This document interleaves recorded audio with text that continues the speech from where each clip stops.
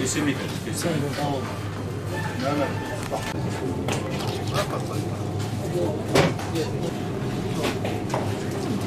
Dolap sıcaklıklar ihtiyaçlar. Peki, peki, buyurun.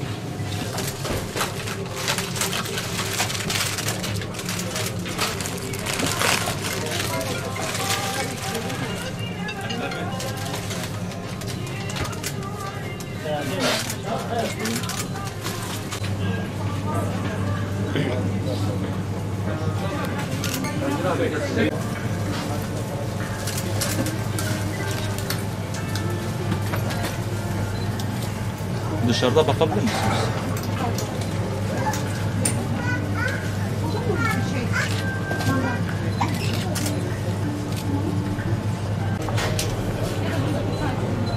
Değerli müşterilerimiz mağazamıza çok fiyatlı arsizlere sunulmaktadır.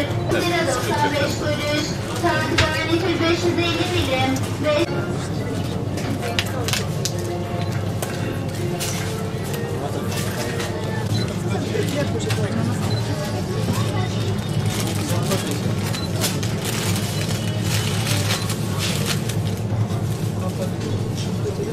Tarafta kendine çek. Gül Hanım, kendine çek. Oradan kameradan görürsün. Yok, iyi sıcak. Gayet güzel. Tamam. 7 derece olmaz.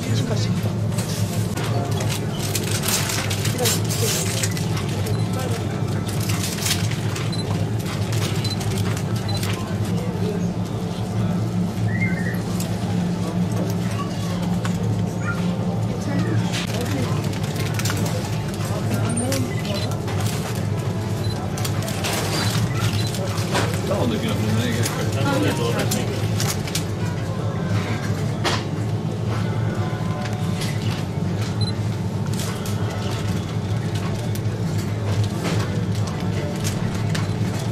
Sayın Bakanımızın talimatıyla 81 ilde eş zamanlı olarak bir hafta boyunca gıda denetimlerini yapıyoruz.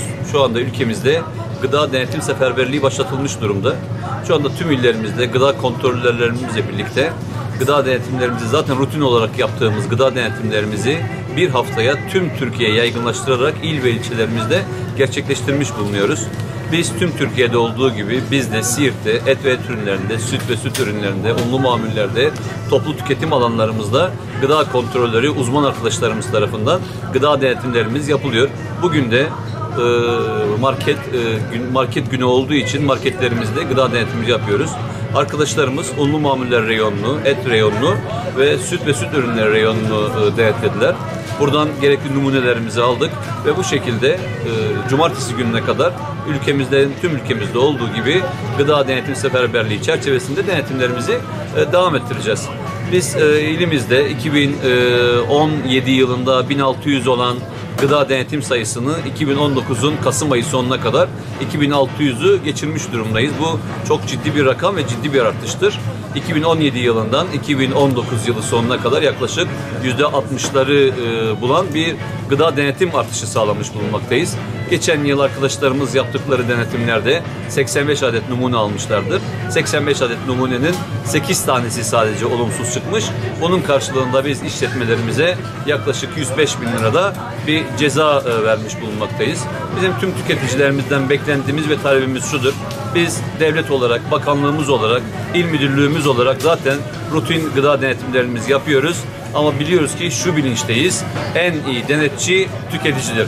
Lütfen vatandaşlarımızdan, tüketicilerimizden beklentimiz işletmelerde gördükleri sorun ve sıkıntıları Alo 174 gıda hattına bildirerek vatandaşlık görevini yapmaları ve bu şekilde sorunların çözülmesinde il müdürlüğümüzde, bakanlığımızda ve toplumumuza katkı sağlamalarıdır.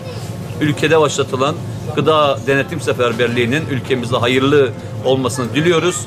Daha sağlıklı ve bilinçli nesiller temenni ediyoruz.